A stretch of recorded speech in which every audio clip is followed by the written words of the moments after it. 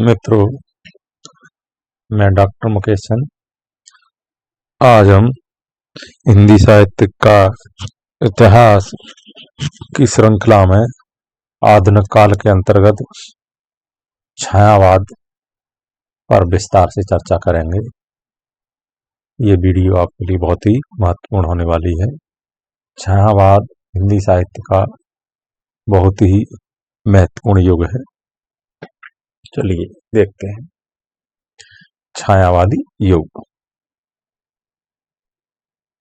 1918 से 1938 ये प्रामाणिक तिथि मानी जाती है इसकी।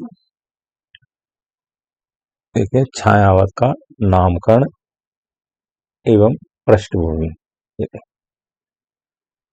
हिंदी कविता के क्षेत्र में प्रथम महायुद्ध, इसको प्रथम विश्व युद्ध भी बोलते हैं, 1914 से 1918 के आसपास एक विशेष काव्यधारा का प्रवर्तन हुआ जिसे छायावाद की संज्ञा दी गई। छायावाद हिंदी कविता के आधुनिक काल का तीसरा युग है। पहला युग भारतीय हिंदी युग, दूसरा द्विवेदी युग और तीसरा छायावाद युग। यह युग छायावादी प्रवृत्तियों के प्राधान्य के कारण ही छायावाद युग कहलाता है। छायावाद अंग्रेजी के रोमांटिसिज्म का हिंदी रूप है। व्यापक दृष्टि से छायावाद युग भारत के लिए अस्मिता की खोज का युग है। सन 1913 में रविंद्रनाथ टैगोर की गीतांजलि नोबेल पुरस्कार से सम्मानित हुई, जिसे छायावाद की प्रथम कृति माना जाता है।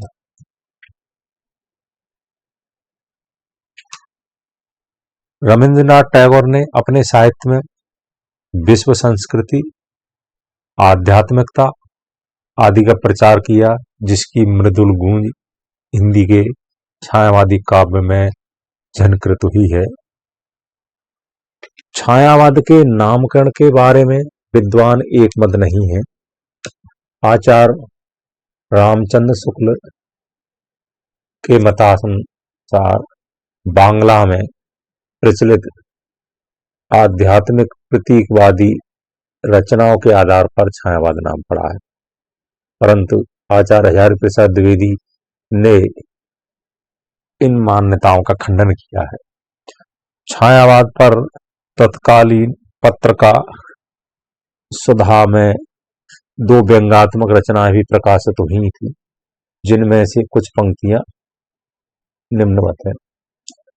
किसने छायावाद चलाया, किसकी है यह माया, हिंदी भाषा में यह न्यारा शब्द कहां से आया। आगे देखते हैं। तथा मत पीछे पड़ो बंगाली कवियों के, तुम कवि सम्राट हो या बाप हो सम्राटों के। छायावाद शब्द के लिखित रूप में प्रथम प्रयोक्ता मुकुटधर पांडे थे, जिन्होंने हिंदी में छायावाद शीर्षक आलोचनात्मक लेख में इसका सर्वप्रथम प्रयोग हुआ था। मतलब छायावाद के लिखित रूप में शब्द सर्वप्रथम प्रयोग करने वाले मुकुटधर पांडे थे। यह आलेख सन 1920 में जबलपुर से प्रकाशित श्री शारदा नामक पत्रिका के जुलाई, सितंबर, नवंबर और दिसंबर के अंकों यानी 4 किस्तों में प्रकाशित हुए थे। इनमें उन्होंने छायावादी काव्य की अस्पष्टता अर्थात छाया के लिए छायावाद शब्द का प्रयोग किया था, और यही नाम आगे चलकर सभी ने अपना लिया अर्थात प्रचलित हो गया। छायावाद के संबंध में सुशील कुमार ने भी सरस्वती पत्रिका 1921 में हिंदी में छायावाद शीर्षक से ही एक आलेख लिखा था, जो मूलतः संवादात्मक निबंध था। इस संवाद में सुशीला देवी, हरिकिशोर बाबू, चित्रकार राम नरेश जोशी और सुमित्रानंद पंत ने भाग लिया था। अतः छायावाद शब्द छाया छायावाद का छाया शब्द सूक्ष्मता का बोधक है। द्विवेदी युगी साहित्यिक प्रवृत्तियों का रूप रंग परिवर्तित हुआ और उसके बाद जिन प्रवृत्तियों को प्राधान्य मिला वे छायावाद युग की थी। अतः द्विवेदी युग की इतिवृत्तात्मकता, स्थूल दृष्टि एवं साहित्यिक मान रूढ़िग्रस्त हो गए और एक नवीन सूक्ष्म सौंदर्यशालिनी दृष्टि का विकास हुआ। यही सौंदर्यवादी दृष्टि छायावादी साहित्य में प्रधान एवं अत्यंत सूक्ष्म रूप में प्रकट हुई। इसीलिए महाकवि जयशंकर प्रसाद ने छायावाद को सौंदर्यवाद का पर्याय माना। डॉक्टर नगेंद्र ने छायावाद को स्थूल के प्रति सूक्ष्म का विद्रोह कहा है। ये बहुत ही महत्वपूर्ण बात है, कई बार परीक्षाओं में आया है। स्थूल के प्रति सूक्ष्म का विद्रोह इसने कहा है, अर्थात छायावाद को स्थूल के प्रति सूक्ष्म का विद्रोह डॉक्टर नगेंद्र ने कहा है। यह विद्रोह भाव और शैली दोनों स्तरों पर है। स्थूल से उनका अभिप्राय द्विवेदी युगीन इतिवृत्तात्मकता से ही है, किंतु यह बद्रीति और दृष्टिकोण के विरुद्ध है। स्पष्टतः छायावाद का द्विवेदी युगीन व्यापक नैतिकता एवं इतिवृत्तात्मकता के प्रतिक्रिया स्वरूप अभिव्यक्त हुआ, जिसमें उसकी स्थूल एवं सरल पदावली की भी प्रतिक्रिया हुई और कविता अंतर जगत की ओर उन्मुख होकर सूक्ष्म, वक्र तथा सांकेतिक पदावली में अवतरित हुई। अस्तु द्विवेदी युगीन कवियों का भाव क्षेत्र सीमित था। छायावादी कविता ने भाव क्षेत्र का विस्तार किया और नवीन विषयों की कविता से रचनाकारों के सूक्ष्म सौंदर्य दर्शन को नवीन दृष्टि प्राप्त हुई। द्विवेदी युग के प्रगतिशील कवि श्रीधर पाठक, मुकुटधर पांडे, मैथिली सेनगुप्त, रूपनारायण पांडे आदि सहित नए कवियों की रचनाओं में छायावाद की कौपलें फूट रही थी। सुमित्रानंद पंत, जयशंकर प्रसाद, सूर्यकांत त्रिपाठी निराला और महादेव वर्मा ने छायावादी सौंदर्य कोश की पराकाष्ठा पर पहुंचा दिया। देखते हैं छायावाद का सीमांकन मतलब समय और प्रवर्तन। सन 1918 के आसपास से हिंदी साहित्य में एक नए मोड़ का आरंभ हो गया था, जो पुरानी काव्य पद्धति को छोड़कर नई पद्धति के निर्माण का सूचक था। उधर 1936 से 1939 के समय आधुनिक भारतीय इतिहास में एक नए मोड़ अर्थात द्वितीय विश्व युद्ध का सूचक है। दूसरे छायावादी कवि स्वयं भी अपने छायावादी भावबोध का अतिक्रमण करने का प्रयास कर रहे थे। इसीलिए तारकनाथ बाली के शब्दों में कह सकते हैं कि सन 1938 के आसपास छायावादी काव्यधारा क्षीण होकर एक नए प्रकार के काव्य के आगमन की सूचना दे रही थी। अतः सन 1935 से 38 तक छायावादी काव्य के चरमोत्कर्ष का समय था। सन 1935 में छायावादी काव्य चेतना को मूर्तिमान करने वाली कृति कामायनी का प्रकाशन हुआ। इसी वर्ष निराला की सरोज स्मृति भी छपी। 1936 ईस्वी में राम की शक्ति पूजा प्रकाशित हुई, तो 1938 में तुलसीदास का प्रकाशन हुआ। इसके बाद निराला जी ने स्वयं अपने काव्य की दिशा बदल दी। सुमित्रानंद पंत की रचना युगांत 1934 से 36 का प्रकाशन एक नए युग का आभास था। इन 2 वर्षों में छायावाद अपने उच्चतम शिखर को छूने का प्रयास कर रहा था, जैसा कि डॉक्टर बच्चन सिंह ने भी लिखा है। 1936 से 1938 तक का छायावाद का चरमोत्कर्ष का काल था। इसीलिए 1938 को छायावाद की अंतिम सीमा माना जाना उचित है। अतः छायावाद का आरंभ 1918 में और अंत 1938 में मानना उचित ठहरता है। प्रवर्तन की दृष्टि से विचार किया जाए तो आचार्य रामचंद्र शुक्ल ने मैथिली क्षण गुप्त, मुकुटधर पांडे तथा बद्रीनाथ भट्ट को छायावादी काव्य धारा का प्रवर्तक सिद्ध करने का प्रयास किया है। इनमें से मैथिली क्षण गुप्त की नक्षत्र निपात, इसका प्रकाशन हुआ 1915 में, को छायावाद की प्रथम रचना घोषित किया है। मुकुटधर पांडे ने छायावाद का नामकरण किया था परंतु उसके प्रवर्तक नहीं है। ये ध्यान देने की बहुत ही विशेष बात है। मुकुटधर पांडे ने छायावाद का नामकरण किया था परंतु इसके प्रवर्तक नहीं है। वहीं इलाचंद्र जोशी शिवनाथ ने इलाचंद्र जोशी शिवनाथ ने जयशंकर प्रसाद को छायावाद का जनक माना है। तो विनय मोहन शर्मा, प्रभाकर माचे ने माखनलाल चतुर्वेदी को छायावाद का प्रवर्तक माना है। नंदुलारे वाजपेयी ने सुमित्रा नंदन पंत और उनकी कृति उच्छ्वास को, जिसका प्रकाशन हुआ 1920 में, से छायावाद का आरंभ माना है। परंतु ध्यातव्य है कि जयशंकर प्रसाद ने करुणालय 1913, प्रेम फतक 1913, महाराणा का महत्व 1914 में ही छायावाद का श्रीगणेश कर दिया था। इसके अतिरिक्त प्रसाद जी की खोलो द्वार कविता इंदु नामक मासिक पत्रिका में सन 1914 में प्रकाशित हो चुकी थी। वस्तुतः ये कविताएं छायावादी काव्य का स्वरूप प्रस्तुत करती है। अतः प्रसाद जी से ही प्रेरणा लेकर छायावाद के क्षेत्र में निराला, पंत महादेवी और डॉक्टर राम कुमार वर्मा इत्यादि ने पदार्पण किया था। इसीलिए आचार्य नंदलाल वाजपेयी ने ठीक ही लिखा है कि उस समय की प्रचलित कविता की दिशा बदलने में अग्रणी श्री जयशंकर प्रसाद ही ठहरते हैं। श्रीधर पाठक की अनुदित कृतियों के अतिरिक्त उनकी अन्य रचनाएं प्रसाद से पहले की नहीं। कुल मिलाकर जयशंकर प्रसाद ही छायावादी काव्य धारा के प्रवर्तक हैं। इतना ही नहीं, वे उसकी प्रौढ़ता, शालीनता, गुणता और गंभीरता के पोषक कवि भी हैं। अब देखते हैं छायावादी कविता का स्वरूप।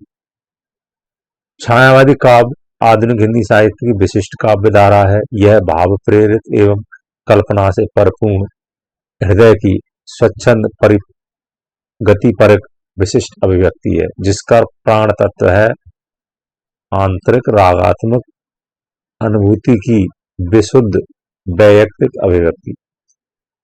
प्रेम संबंधी वैयक्तिक अनुभूति छायावाद का विशिष्ट आधार थी। वस्तुतः छायावाद का सर्वप्रधान लक्षण आत्मा विभंजना है।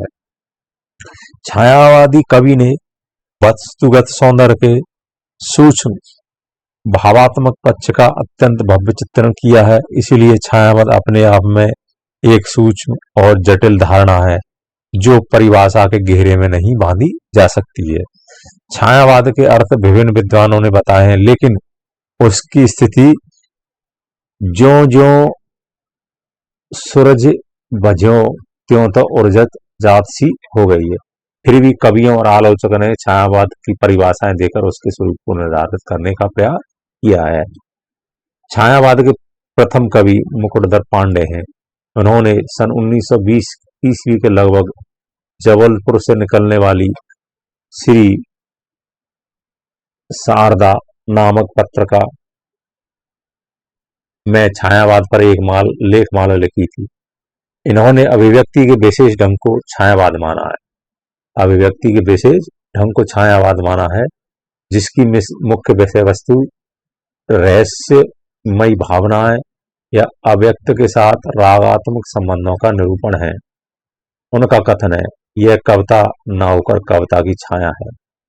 परमात्मा के प्रति प्रणय रहस्यवाद कहलाता है। ठीक उसी प्रकार प्रकृति के प्रति प्रणय छायावाद कहलाता है। ये परिभाषाएं जितनी भी विद्वानों ने, कवियों ने दी हैं, बहुत ही महत्वपूर्ण है। छायावाद टॉपिक में ये आती है, इनको समझना बहुत ही जरूरी है। कविवर जयशंकर प्रसाद ने छायावादी काव्य धारा को भारतीय काव्य परंपरा में विकसित एक नूतन धारा सिद्ध किया है और उसकी रूपरेखा स्पष्ट करते हुए लिखा है। कविता के क्षेत्र में पौराणिक युग की किसी घटना अथवा देश विदेश की सुंदरी के भाव वर्णन से भिन्न जब वेदना के आधार पर स्वानुभूतिमयी अभिव्यक्ति होने लगी, तब हिंदी में उसे छायावाद नाम से अभिव्यक्त किया गया। छायावाद संबंधी विवेचन का अंत करते हुए प्रसाद जी आगे लिखते हैं, छाया भारतीय दृष्टि से अनुभूति और अभिव्यक्ति की भंगिमा पर निर्भर करती है। ध्वन्यात्मकता, लाक्षणिकता, सौंदर्य में प्रतीक विमान तथा उपचार वक्तृता के साथ स्वानुभूति की विवृत्ति छायावाद की विशेषताएं हैं। अपने भीतर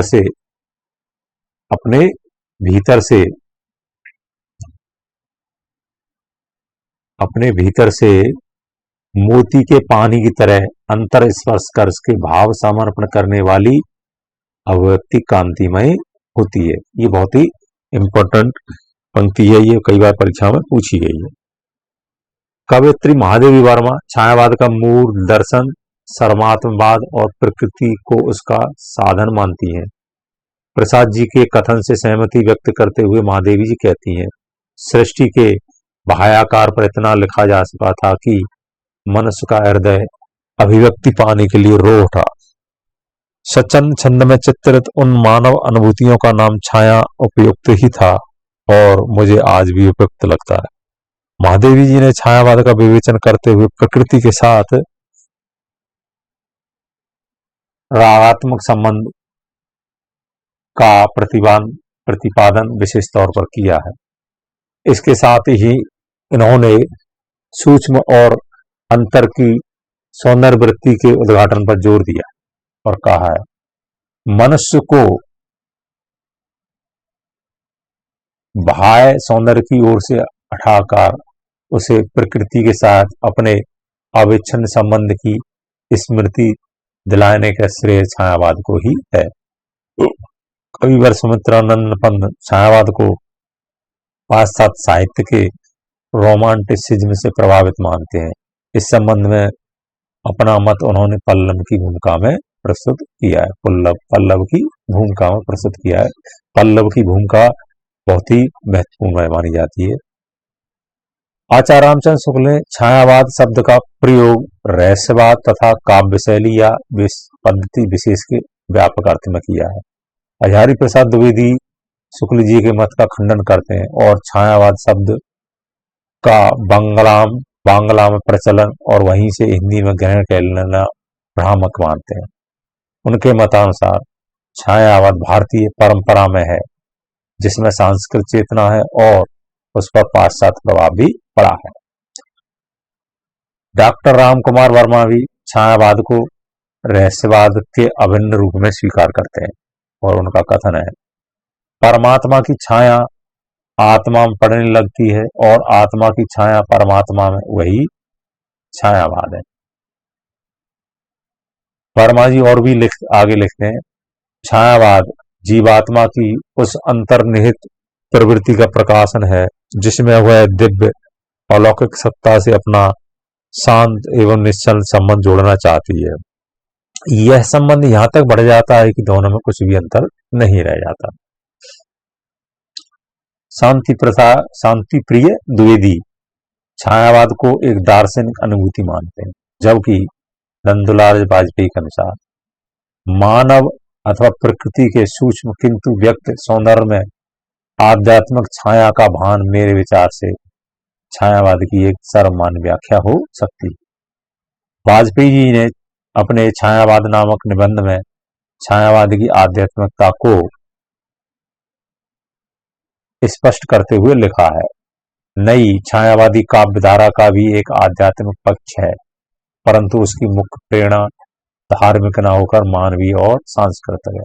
उसे हम 20वीं शताब्दी की वैज्ञानिक और भौतिक प्रगति की प्रतिक्रिया भी कह सकते हैं। ये परिभाषा, ये पंक्ति परीक्षा में पूछी जा सकी है। प्रगतिवादी आलोचक डॉक्टर नगेंद्र छायावाद को स्थूल के प्रति सूक्ष्म का विद्रोह मानते। उनका कथन है, युग की उद्बुद्ध चेतना ने बाह्य अभिव्यक्ति से निराश होकर जो आत्मबद्ध अंतर्मुखी साधन आरंभ की, वह काव्य में छायावाद के रूप में अभिव्यक्त हुई। जिन परिस्थितियों ने हमारी कमवृत्ति को अहिंसा की ओर प्रेरित किया, उन्होंने भाववृत्ति को छायावाद की ओर, उसके मूल में स्थूल से बमुख होकर सूक्ष्म के प्रति आग्रह था।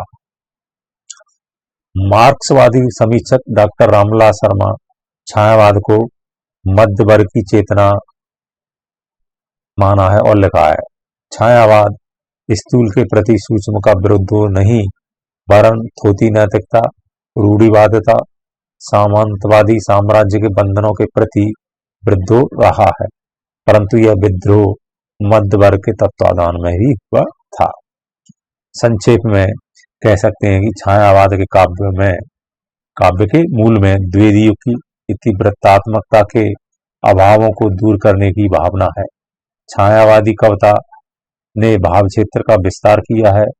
नवीन विषयों की इस कविता ने सूक्ष्म सौंदर्य दर्शन की नवीन दृष्टि दी है और स्थूल भावनाओं के स्थान पर सूक्ष्म भावनाओं को महत्व दिया है। वस्तुतः छायावाद में विशेष सौंदर्य दृष्टि होने के कारण रागात्मक प्रवृत्ति का ही प्राधान्य है तथा यह काव्य आत्मक परक है।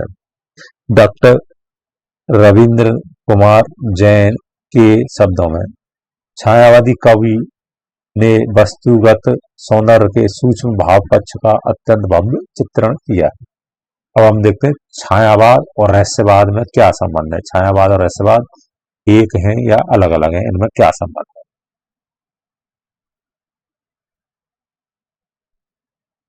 छायावादी काव्यधारा के अंतर्गत एक और काव्य भावधारा प्रस्फुटित हुई जिसे रहस्यवाद नाम दिया गया। इस दृश्य जगत में व्याप्त उस अज्ञात एवं अगोचर सत्ता से अपना रागात्मक संबंध स्थापित करना ही रहस्यवाद कहलाता है। मिस्टिसिज्म के लिए हिंदी में रहस्यवाद शब्द गढ़ लिया गया। रहस्यवाद को इंग्लिश में कहते हैं मिस्टिसिज्म। छायावाद के साथ ही हिंदी कविता में इसका विकास हुआ। हिंदी साहित्य में रहस्यवाद शब्द आधुनिक युग में छायावाद से पहले दिखाई नहीं पड़ता। वस्तुतः आधुनिक हिंदी कविता में रहस्यवाद का उद्भव, विकास और अंत छायावाद युग में ही हुआ। सन 1919 ईस्वी में श्री मुकुटधर पांडे ने सरस्वती पत्रिका में छायावाद के संबंध में रहस्यवाद की चर्चा की थी। उनके अनुसार छायावाद का मुख्य विषय रहस्यवाद की अनुभूति की अभिव्यंजना है। सन 1928 में रहस्यवाद बड़ा व्यापक हो गया और आचार्य रामचंद्र शुक्ल ने हिंदी काव्य में रहस्यवाद प्रबंध नामक प्रबंध लिखकर इसका पृथक अस्तित्व घोषित किया और इसको वैदिक काल से चली आती हुई सुदृढ़ परंपरा का निर्देशन माना। अतः छायावाद के व्यापक अर्थ में उन्होंने रहस्यवाद को भी समाविष्ट कर लिया। आज छायावाद में शैलीगत विशेषताओं के साथ साथ प्रेम, सौंदर्य आदि भावनाओं को भी स्वीकार किया जाता है, जबकि अव्यक्त निराकार प्रिय के प्रति प्रणय निवेदन रहस्यवाद कहलाता है। रहस्यवादी भावना का आलंबन जहां अमूर्त निराकार ब्रह्म है, वहां छायावाद का विषय लौकिक ही है। डॉक्टर रविंद्र कुमार जैन के मतानुसार जहां छायावादी चेतना में प्रकृति में निजी प्रेमिका के दर्शन, हाव भाव एवं क्रियाकलाप के भव्य दर्शन होते हैं, वहां रहस्यवादी काव्यधारा में प्रकृति में, सत्य में अर्थात रहस्य में असीम की उस ईश्वर की सत्ता का छवि का आभास मिलता है। यह आभास केवल कवि या योगी ही पाता है। महादेवी निराला और पंत की कविता में रहस्यवादी धारा के दर्शन होते हैं। महादेवी जी के गीतों में तो इसकी विशेष झलक मिलती है। महादेवी जी की मैं नीर भरी दुखी बदली कविता तथा पंत जी की प्रथम कविता प्रथम रश्मि और मौन निमंत्रण रहस्यवादी चेतना के सुंदर उदाहरण हैं। प्रसाद जी ने रहस्यवादी की अनुभूति इन शब्दों में की है। शशि मुख पर घूंघट डाले, अंचल में दीप छिपाए, जीवन की गोधूली में कौतूहल से तुम आए। उक्त पंक्तियों में छायावाद के साथ साथ रहस्यवाद की स्पष्ट झलक मिलती है। प्रियतम आवरण आता है और दृश्य आता है और झलक दिखा कर अदृश्य हो जाता है। प्रसाद जी की कामायनी की निम्न पंक्तियां तो रहस्यवादी भावधारा की श्रेष्ठ निधि है। इनमें रहस्यवाद की बहुत ही विशिष्ट अभिव्यक्ति है। ये पंक्ति है, हे अनंत रमणीय कौन तुम, यह मैं कैसे कह सकता, कैसे हो क्या हो इसका तो भाव विचार ना सह सकता। कामायनी के ये श्रद्धा सर्ग से ली गई है। अब हम देखते हैं स्वच्छंदतावाद और छायावादी काव्यधारा में क्या संबंध है। स्वच्छंदतावाद छायावाद की एक विशेष प्रवृत्ति है। आधुनिक हिंदी कविता का सन 1925 ईस्वी तक का विकास काल स्वच्छंदतावाद के अंतर्गत माना जाता है और उसके बाद का युग छायावाद के अंतर्गत आता है। वैसे स्वच्छंदतावाद छायावाद की एक प्रवृत्ति है। छायावाद का विकास स्वच्छंदतावाद की पृष्ठभूमि में भी हुआ था। छायावादी काव्यता में अभिव्यंजना प्रणाली का विशेष महत्व है, इसीलिए शुक्ल जी ने उसे वर्णन की एक विशेष शैली माना है। छायावाद में शास्त्रीयता के विरुद्ध परंपराओं और रूढ़ियों से मुक्त स्वच्छंद शैली का प्रयोग हुआ है। डॉक्टर बच्चन सिंह ने छायावादी काव्यधारा को स्वच्छंदतावादी काव्यधारा के नाम से स्वीकार किया है। आचार्य शुक्ल ने अपने इतिहास में छायावादी कवियों के अतिरिक्त कवियों का एक ऐसा वर्ग बताया है जिसने स्वच्छंद धारा को अपनाया था। इन कवियों में माखनलाल चतुर्वेदी, सियाराम शरण गुप्त, बाल कृष्ण शर्मा नवीन, सुभद्रा कुमारी चौहान, हरिवंश राय बच्चन, रामधारी सिंह दिनकर, गुरुभक्त सिंह और उदय शंकर भट्ट की गणना उन्होंने की है। छायावाद और स्वच्छंदतावाद में कुछ बुनियादी अंतर भी माना जाता है। अंग्रेजी के स्वच्छंदतावादी कवियों ने सब बंधनों का आग्रह पूर्वक तिरस्कार किया, लेकिन छायावादी काव्य स्वच्छंदतावादी कम और पुनरुत्थानवादी अधिक था। काव्य शास्त्रीय मूल्यों की दृष्टि से छायावाद प्राचीन काव्य सिद्धांत विशेषकर रस सिद्धांत के अनुरूप और दार्शनिक दृष्टि से यह सर्ववाद, कर्मवाद, वेदांत, शैव दर्शन, अद्वैतवाद, भक्ति आदि पुराने सिद्धांतों को ही व्यक्त करता दिखाई देता है। अब हम देखते छायावाद के प्रमुख कवि कौन से। हिंदी काव्य के क्षेत्र में छायावादी काव्यधारा एक सर्वथा नूतन काव्यधारा थी और इसका यत्किंचित आभास हमने श्रीधर पाठक, मैथिली शरण गुप्त, मुकुटधर पांडे, बद्रीनाथ भट्ट आदि की कविता में होने लगा था। परंतु इस काव्यधारा को हिंदी साहित्य के क्षेत्र में माधुर्य और सौंदर्य के साथ प्रभावित करने का श्रेय जयशंकर प्रसाद, सुमित्रा नंदन पंत, सूर्यकांत त्रिपाठी निराला और महादेवी वर्मा को प्राप्त है। ये चारों कवि कवि चतुष्टय के नाम से भी प्रसिद्ध हैं और ये छायावाद के आधार स्तंभ माने जाते हैं। इन चारों कवियों को बृहद चतुष्टय के नाम से भी जाना जाता है। चारों कवियों के नाम के प्रथम अक्षर के आधार पर इस योग को प्रशमन योग या प्रशमन काल भी कहा जाता है।